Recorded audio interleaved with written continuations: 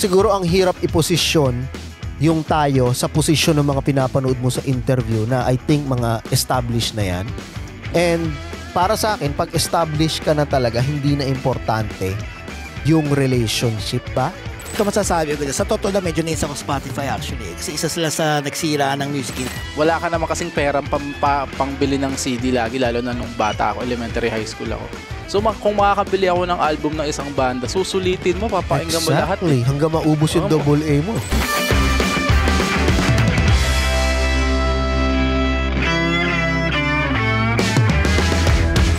At yun, gabi na naman ng TKP, Tugtugan, Kwentuhan, Podcast.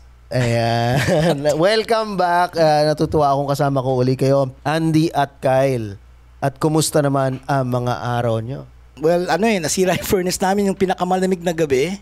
So, pumunta ako Walmart, bumili ako ng mga portable heater per kwarto. Kasi nga, so anak ko, ako, misis ko. Tapos, nung next day, pumunta para i-check. Tapos hindi pa kagad yun. May 2 days bago ma-schedule yung mismong palit ng furnace. Oh my God. I know. Okay. Tapos, yun. Okay na ngayon? Okay na ngayon. Okay naman, pero nag-taste kami sa lamig. Paano yung babalik mo yung mga heater na binili mo? Yung nga hindi ko alam kung babalik pa namin eh. At least may pampalit at panggawa. Hindi nga kin-credit card na nga lang namin eh. Ayun. Ayun. Utang, kumbaga, utang. Ayun, ayan huwag nyo gagayain si Andy. Ikaw, Kyle, kumusta naman ang week mo so far? Wala akong ginawa. Hindi ko lang kung pwede ko ikwento dito yung epekto ng mga pinatake mo sa akin. Oh, go ahead. Sabi mo kasi wala epekto. Hindi, wala eh. Wala siya sa trabaho, pero as soon as pag-uwi ko, nakakatulog ako. Ang nangyari sa akin, hindi naman ako usually gano'n. Usually late ako natutulog mga 1, gano'n, or 12. Pero pag uwi ko ng mga 9, nakakatulog ako, bagsak agad ako, tapos nagigising ako ng alas 3 na madaling araw, yun yung problema. Tapos ang hirap matulog na. Ang hirap na makabalik. Pero yung last 2 days na may pinatake ka sa akin, ganun yung nangyari sa akin.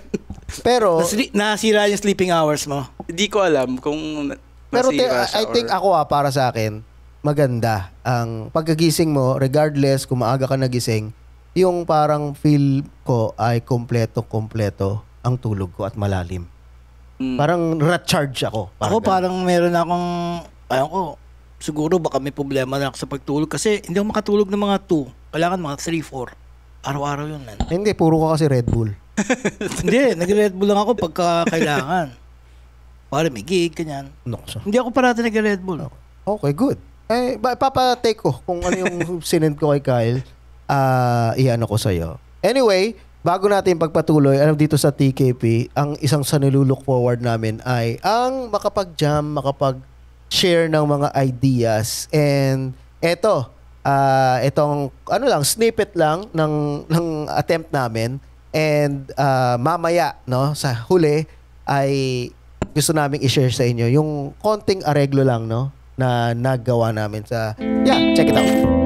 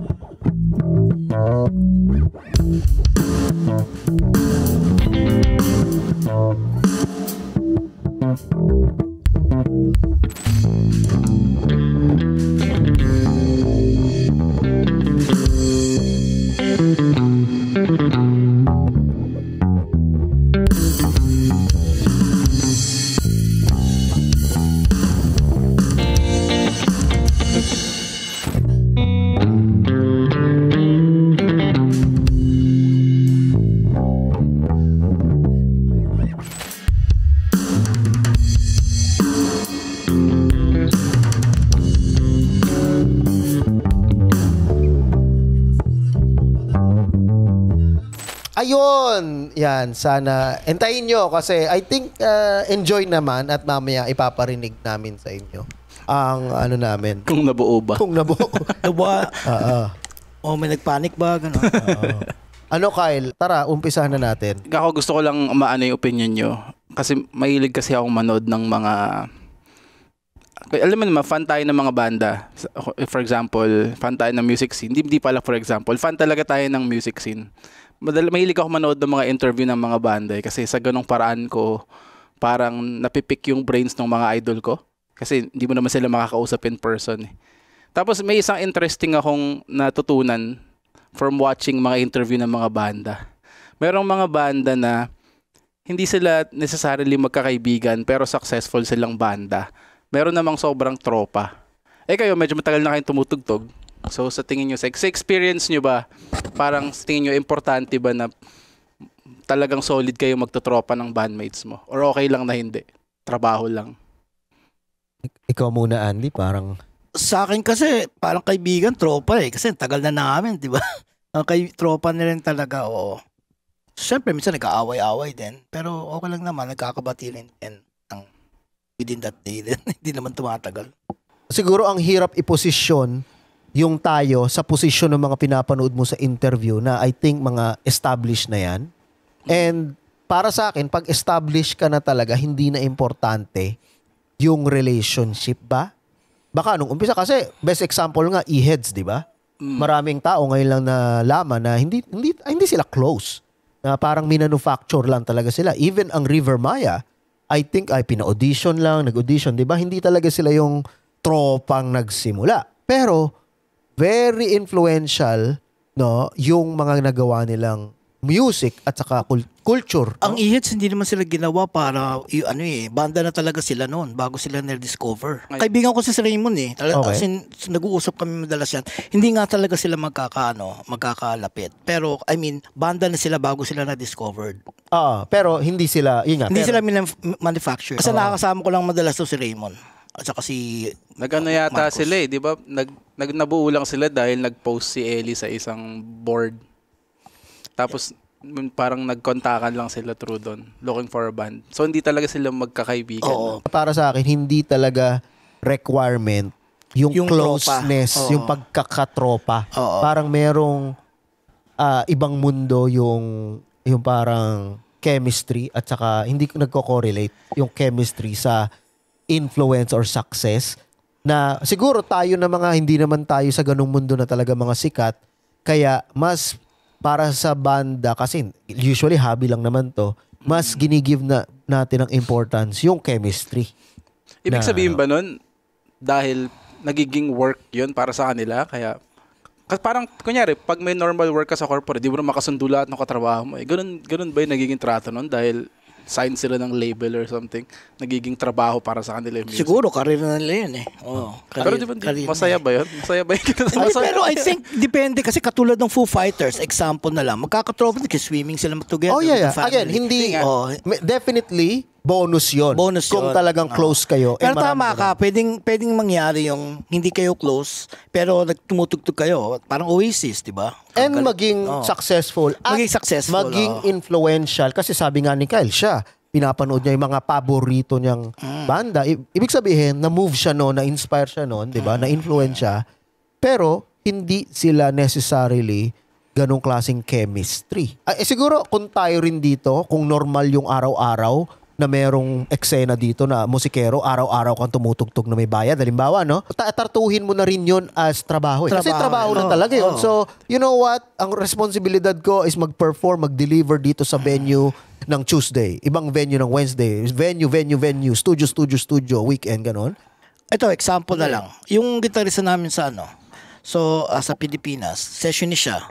So, bawat gabi, iba-ibang banda niya. So, parang gano'n na rin. Pero tuloy pa rin ang tugtugan. Diba? Kumbaga, sa isang gatong banda, parati siyang kinukuha ang gitarista. So, parati niyang kasama yung mga yon. Pero, ang turing sa kanya, parang sessionist, hanggang sa umabot sa point na parang nagiging kaibigan na rin. Kasi syempre, sa tagal ng panahon, gano'n. Doon na lang nade-develop din siguro yon. Pero, tama ka, pwedeng mangyari yung hindi walang chemistry pero natutuloy yung banda. Hindi, yun nga, sa inyo. So, ginamit mo example yung banda mo. Kayo sa Pilipinas. Hindi naman kayo signed ng isang major label. Pero hindi ba natetake nun yung fan na meron kayong hindi talaga tropa na kasama nyo sa banda? Matanda na kasi sila. Joke. Lalo na pagka na-recommend ka lang, kailangan namin ng bass player, kunwari. May kaibigan ako, try nyo, ganyan. So doon na lang nasisimula din yun sa atin, Pilipinas. Maraming ganun. Pero nga sa atin, pinopost pa hindi kailangan ng bass player mag-audition. So hindi nila kilala yun. Diba? May nakakatawang kwento kasi yung Eraserheads doon Okay. sa yung last album daw nila, halos hindi sila nagkita-kita sa studio. Pero nabuo nila ng buong album. Paano kaya nangyari yun? Parang Ano ba yung last album nila? ano nga pangalan ng last album nila? Caterpillar ba? Hindi ko alam Caterpillar eh. ba yung huli? Hindi ko alam. Hindi, maalala. grabe. Hindi, Hindi, madami tayo. na. Kalimutan ko yung dami kasi. Basta yung last album nila. At saka, Di siguro, ba ganun din yung ano? Gawa Ganun na din ng yung Depeche technology. Mode eh. Depeche Mode kasi yung si Martin Gore nasa nasa LA ata siya noon. Tapos tinuloy pa rin nila yung ano pa yun wala pa yung masyado internet noon. Kumbaga natuloy pa rin yung album nila. Sila Dave Gahan nasa UK tapos pero tuloy nabuo nila yung album. Pero no, kung tayo nga siguro yun, ako, magkikwit na lang ako eh. Hindi na masaya yun. Hindi kasi sa Hindi kanila masaya. Oh, yun nga eh. under a major label kasi sila eh. Hindi yun nga, kaya nga, trabaho. nagigets ko na nga, siguro iba lang kasi yung... kung araw-araw, ang definition mo ng pagbabanda is talagang tumutugtog ka, trabaho, kumikita ka, parang mawawala na rin ng space minsan yung, ano tayo, ano tayo inuman, chemistry importante Kasi kung day in, day out, alam mo yun, umaareglo ka, nag-studio work ka. Ang Pilipino, may pagkaiba rin kasi ang Pilipino eh. Dapat isipin din natin. Yung Pilipino masyado tayong friendly eh. Isipin natin sa ibang lahi, di ba? Kumbaga sa atin kasi mas nandun yung respeto at hiya. Kaya minsan yung nagiging kaibigan mo pa rin sila kahit na una mong kilala, ganun. Madali makisama, kumbaga ang Pilipino. At proven na rin kasi yun. So sinasabi mo mas common yun sa mga banda sa ibang bansa. Normal lang yung hindi mas normal yun. magkatropa. Kasi sa atin, madali. Kuwari, tayo, unang meet ko sa'yo, tapos nagja-jamming tayo. Ngayon, nakakausap na kita, hindi na ako nahiya. Kumbaga parang ganun. Language barrier. Hindi, more on, I think yung pagka-Pilipino rin natin, masyado tayong diba? Yung open. Tama. Ako naman, ito lang, gusto ko lang i-open. Lahat ng tao, lalo na mga artist, ay expose sa mga Instagram, mga reels, di ba? Shorts na ganyan, no? Na nakikita natin, nagba-viral, gumagamit ng mga kanta. Na parang observation ko lang na ang goal dati ng mga musikero o ng banda, no, artist, ay mag-create, no, ng material. And ang definition ng material is usually yung nilalagay sa CD, sa plaka, 3 minutes, 5 minutes, ganyan, di ba? Mga intro, chorus, verse, etc., etc. Ngayon na, dahil nga sa mga reel, parang ang ine-aim na lang ba na gawin ay yung viral na part. So instead na umareglo ka ng talagang 5 minuto na may storya na kanta na boom, boom, boom, talagang parang roller coaster. No, ang kailangan na lang ay yung may 15 seconds ka na hook. Apata. Alam mo yun? Na parang naiiba na. So, halimbawa tayo banda, no. Maski garbage, yung 80%, ang kailangan lang natin is sobrang catchy, yung 20%. Para lang sa reel. Kasi yun ang way ngayon na mismo paano mo nadidiscover yung mga artist. Sa reel. Kasi may nakikita ka mga reel, ang background, oh my God, sobrang catchy, no? Mga indie, mga... Pero pag pinakinggan mo yung kompleto. Diba? Pati yung dati pa palang banda, ngayon lang sumikat yung... And totoo naman, ang mga reel kasi, 30 seconds, 1 minute, Nakafocus na dun eh. nakafocus ka lang doon. So, as an artist, so okay lang, isang kanta, ibuhos natin lahat. Ang kailangan Siguro sa lang mga si 20 content seconds. creator. Pero ako kasi hindi ko pa naiisip yung ganyan. Sa totoo lang. So, content creator siguro. Mas para sa kanila. Ako, ang dami ko talaga kasing pinapanood, sorry. Okay. Ang dami ko pinapanood ng mga interview ng mga banda. Meron ako napanood na nag-comment tungkol dyan. Oh. Parang ang sabi niya, nung 90s, dati, para marinig yung kanta mo, lalagay mo sa CD, ang pinakamalaking factor para sumikat yung kanta mo is radyo. Tama ba? Tama ba? Nung panahon yun? Tama. And para makapunta ka sa radyo, ang dami, magbabayad ka ng airplay, kung ano-ano, may mga connection pa. Ang take nila dyan is, ngayon, TikTok, same lang, pero iba lang yung platform. Ang iniba, parang tinitreat nilang the same lang para sa kanila. Tapos, ang maganda pa sa TikTok, hindi ka magbabayad ng airplay, controlled mo kung ano ipopost mo, ganyan. So, mas madali lang rin kung tutuusin. Pero I guess siguro generally may pros and cons siya. Pero make sense eh. Parang dati radyo, magbabayad ka, mas mahirap. Ngayon, TikTok, libre lang. Controlled mo pa. So, I guess same lang din. Saka yung mga music video ngayon, parang nakikita ko, na-prefer ko yung sa cellphone, yung setting. vertical. Vertical, oh. No? Yeah, kasi nga, lahat Dati ng tao puro- may cellphone, Tama. di ba? And, Yung layout ng ano, no? Ng video. so, pati sa cinematography, pati sa music, ay nababago. Tama. Di ba? Yung mga rules dati na, kailangan, widescreen, di ba? Pa widescreenan, di ba? Ngayon is pa-verticalan. Saka may nagsabi sa akin sa music daw, parang ang aim nila yung mapapatugtog sa cellphone lang, na maganda na yung tunog, narinig na lahat. Hindi kailangan na, kasi dati, di ba, gusto mo yung buo yung rig yung bass, ngayon iba na Iba na yung trend Ang fina-follow nila yung technology na ginagamit ng tao everyday. Tama. Wala, nag-iba na kasi yung generation. Nag-iba na nga. Nag-iba ng... Pero nabanggit mo kanina may mga lumang banda na tagal na silang banda tapos bigla sumisikat. I guess yun din yung isang magandang nagagawa ng mga TikTok na may resurgence yung mga banda. Na pwede ka pang, hindi mo alam 10 years ago na tapos biglang, Oo. di ba, pwede ka pang mag-hit bigla dahil lang sa TikTok. Ang lugi lang dito kasi ngayon lang may nabasa lang akong post, very recent, no. Yung bagong deal sa Spotify at saka sa Universal Music ba 'yon? Sa nakita ko yan. Pagka less than 1,000 ka lang yata, hindi pwedeng ma-monetize, man. kung ano man detalye, bottom line, ang yayaman is yung mga label uli. Hindi, ito masasabi ko. Sa totoo lang, medyo naisa ko Spotify actually. Kasi isa sila sa nagsira ng music industry. Well, pare-pareho naman Anong Hindi, pero pinagkaiba sila ng talaga yung sa Apple streaming. Music? Ang Apple Music dati, binabayaran mo para pakinggan. Hindi mo mapapakinggan ng kompleto. Pero ngayon, dahil nga sa streaming ng Spotify, may ganun na rin ngayon yung Apple. Dati walang ganun ang Apple Hindi, ako kasi ever since Apple. Apple din ako download. Pero meron akong... Pero ngayon may streaming na Hindi ngayon. iTunes. Ang Apple Music yung talagang streaming. Oo nga, streaming. Pero exactly parang Spotify. Yung nga, pero Spotify nagsimula nung ganyan. Yeah. Oo. And Medyo sad yun actually. Medyo sad kasi parang mainstream na yung Spotify. Parang ganun. hindi lang yun. Yung sino ba nagsabi? Sa Snoop Dogg ba yung nagsabi nun? Yung dating, let's say 2 million ng copies na nabili sa kanyang Magkano? CD. Ilang- Ang laki million talaga. So ngayon, kahit na naka 10 million streams ka, pennies lang, hundreds of dollars lang. Kumbaga ang layo ng difference, man. Kaya nga bumabawi sila ngayon sa concert, saka merch. Ganun na ang mga banda. ang problema, alam mo yon, dapat paano may engganyo yung mga independent. Yung mga halimbawa kagaya natin, hindi yung mga nakasign na sa label na ganun. Ang problema, okay, sabihin natin na wala na talagang pag-asa sa Spotify kasi yan naman at least na-expose kayo. Parang business card nyo na nga lang yan Okay, halimbawa tanggapin na talagang lugi talaga ang Exposure na lang, kumbaga. Exposure na lang. Oo. Pero, okay, kung gusto nyo kumita ngayon, kailangan nyo ng mga show. Ang problema naman, lalo dito sa setup natin sa North America, lalo dito sa Canada, hindi naman ganun hindi naman ganun ang mga venue. Hindi ganun kadami. 'Di ba? Like, nagsarahan na. So, gustuhin man natin na, sariling kayo din, I guess, right? Maggawa tayo ng show. And, ang hirap.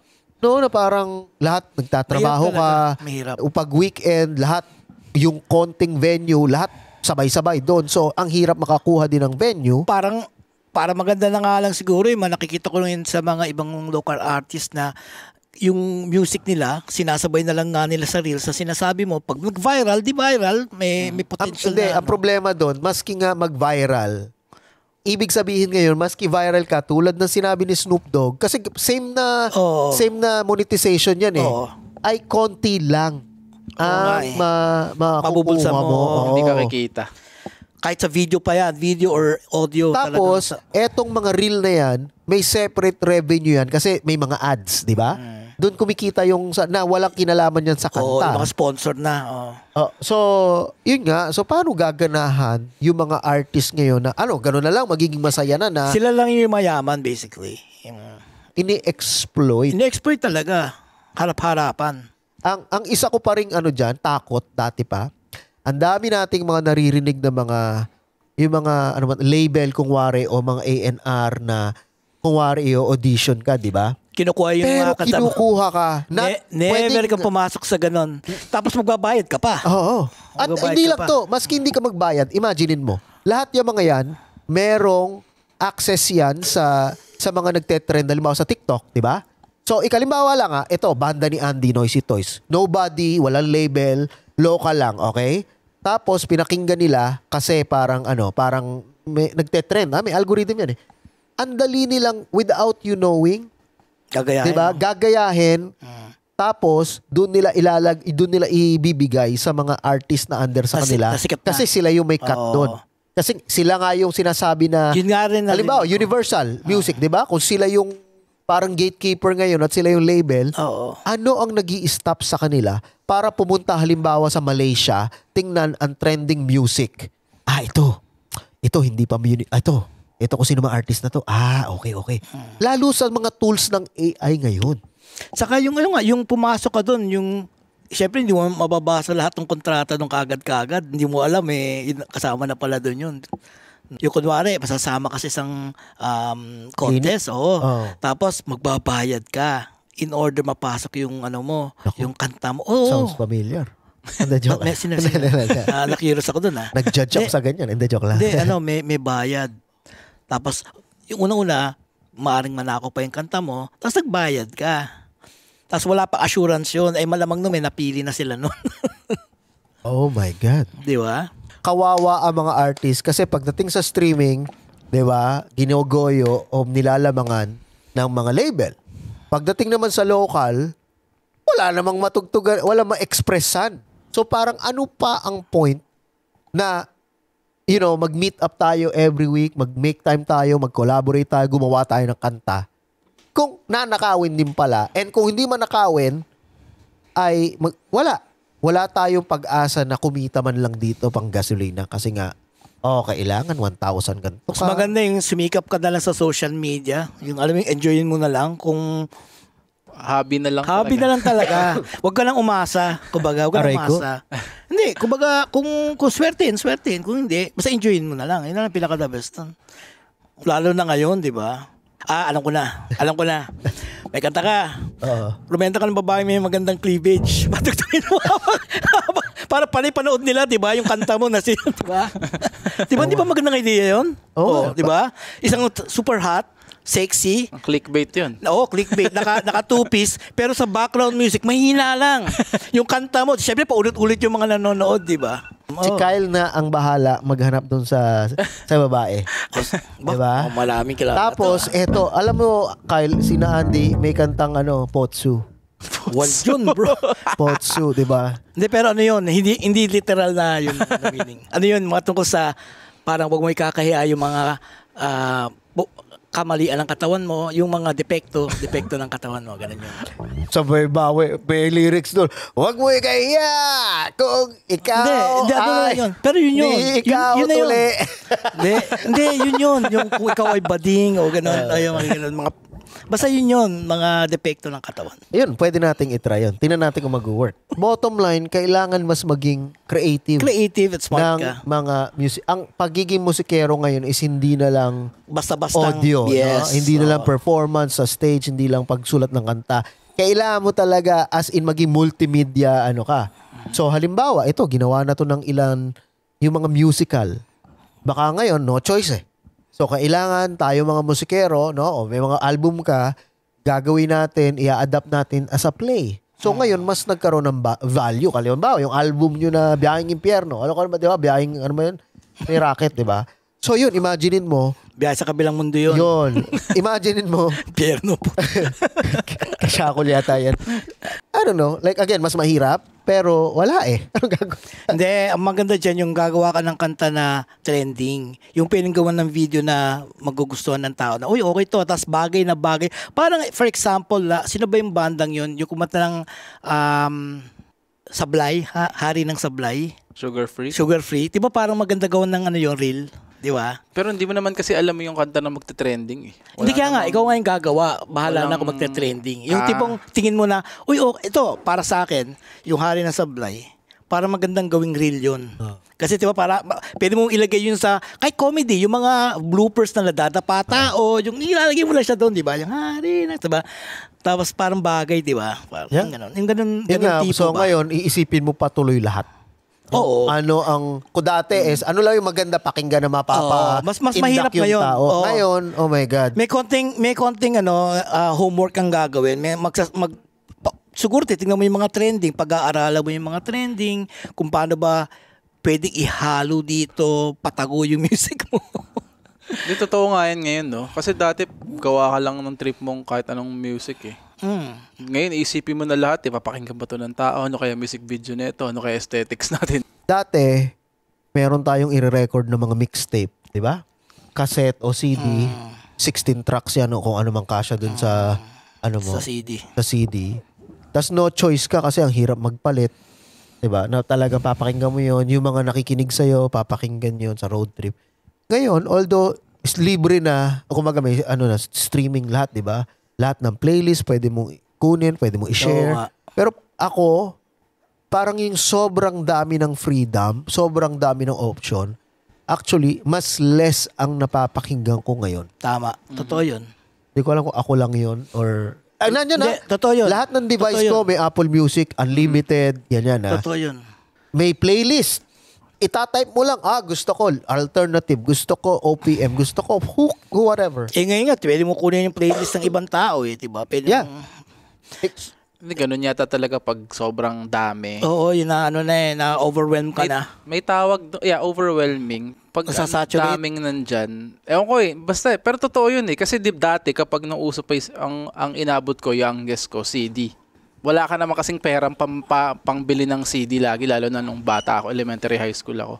So kung makakabili ako ng album ng isang banda, susulitin mo, papakinggan mo lahat. Exactly. Hanggang maubos yung double A mo. Tapos kakakabisaduhin mo lahat ng kanta, ganun ka ka-fan. Ngayon, ang dami mo lang ini-skip Ang dami. naman. Oo, ang dami. Pati yung mga album cover.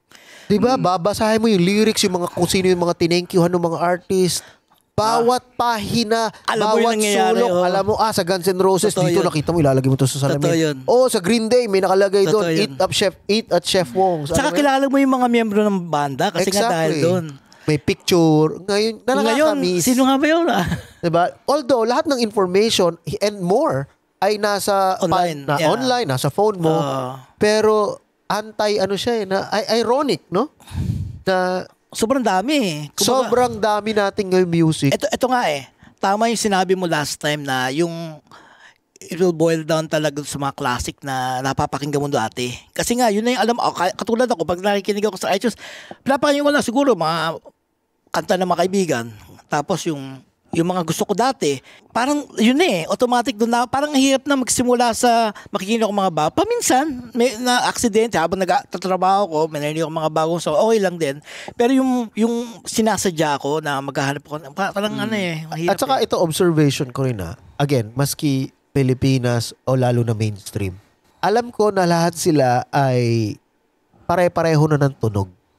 Ikaw ba, imumute mo yung vocal track halimbawa nung kanta ni Ariana versus ni Sabrina versus ni Taylor Swift halimbawa, yung mga bago interchangeable hindi na kagaya ng dati na alam mo, no way, either of course pwedeng may katunog din halimbawa ang Smashing Pumpkins at saka kung sino mang Candlebox halimbawa pero hindi kumaga meron pa ring distinct. Usually Diba? sa boses ko na yun eh. Mas ako hindi Sa maski boses.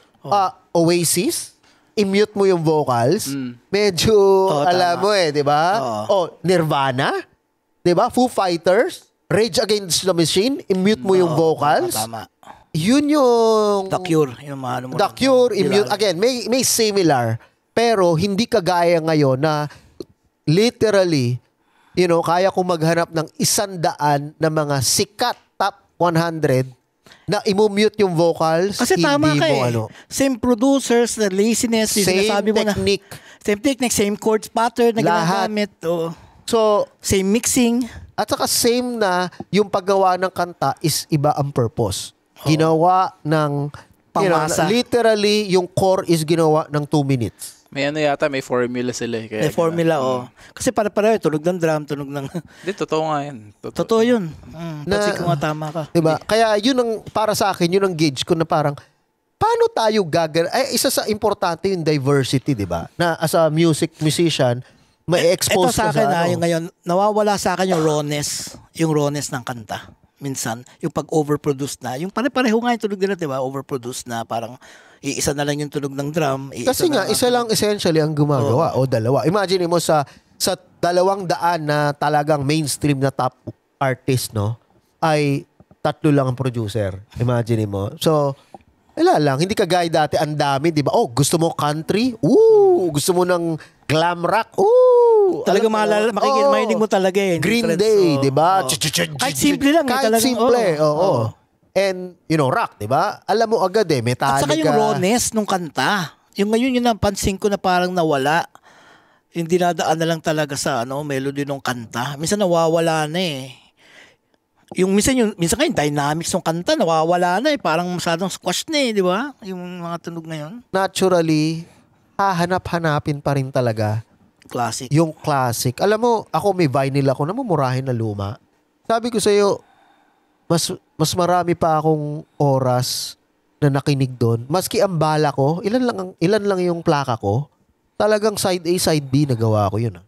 Maski ang pangit ng speaker, alam mo yung vinyl player ko, yung mga may built-in yung Crossley na ba yun, na parang $30 sa Walmart. Pangit quality. Pero, you know what?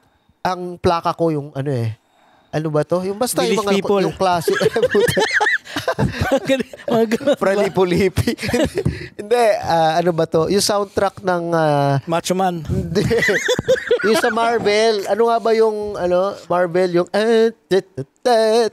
Guardians of the Galaxy. Oo. Yan, na puro classic yun, di ba? Na parang mas madaming beses ko pa yun napakinggan. Na pangit ang quality. Generational lang siguro. Kasi ang dami na ng fans ng music ngayon eh.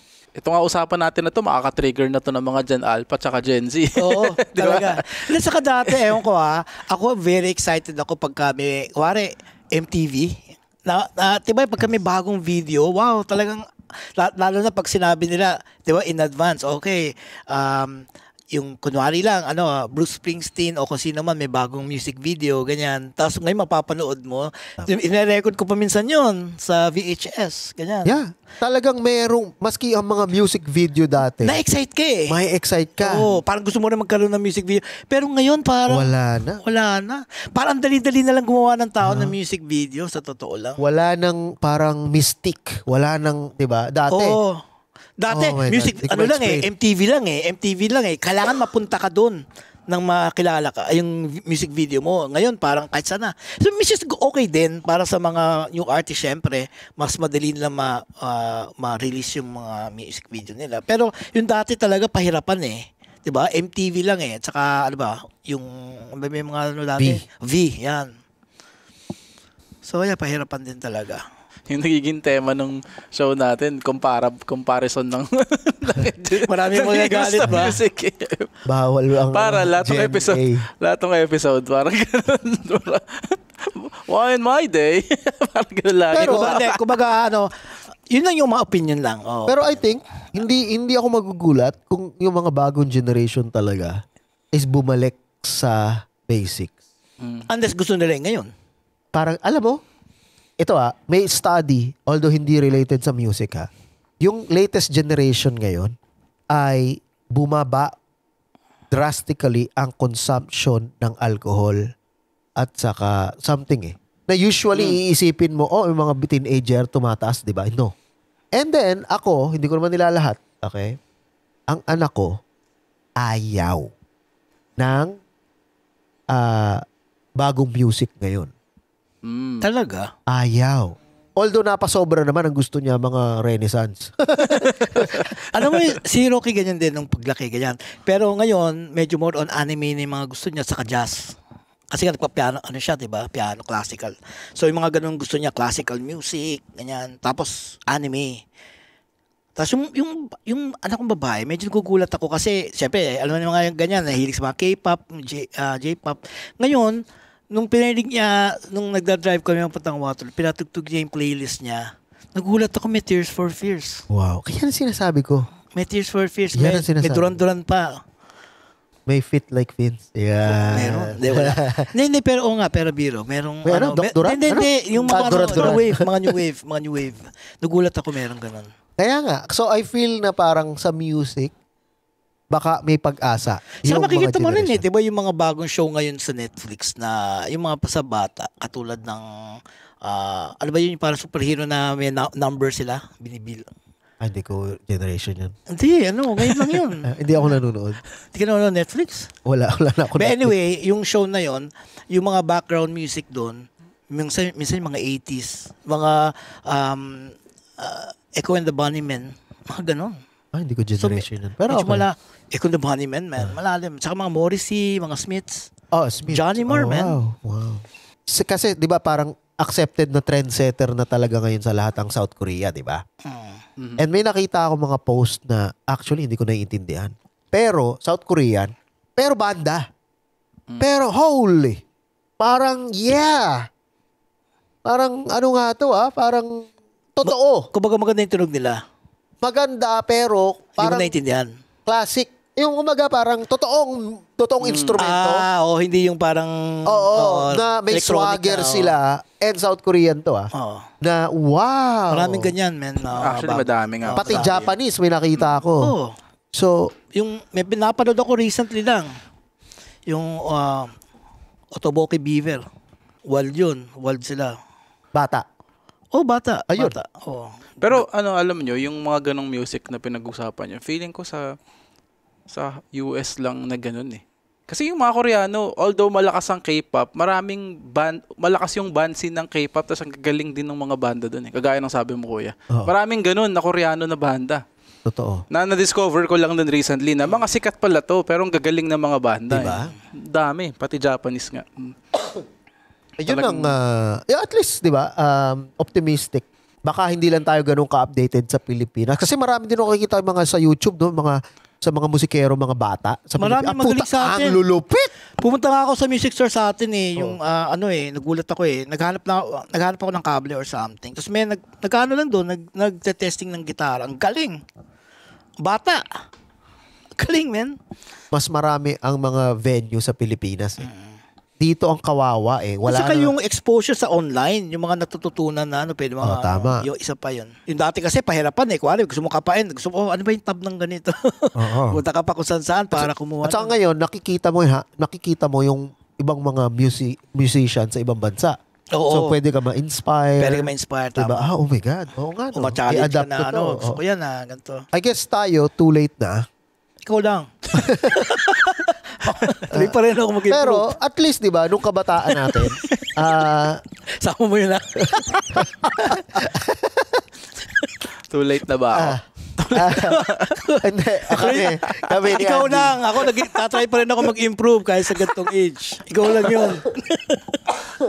Ayun, so maraming salamat, Andy at saka Kyle. Salamat din. I think marami pa tayo talaga mga mapagkikwentuhan at mapag-sharean. Lalo na next time, Andy, kung di nila alam, ay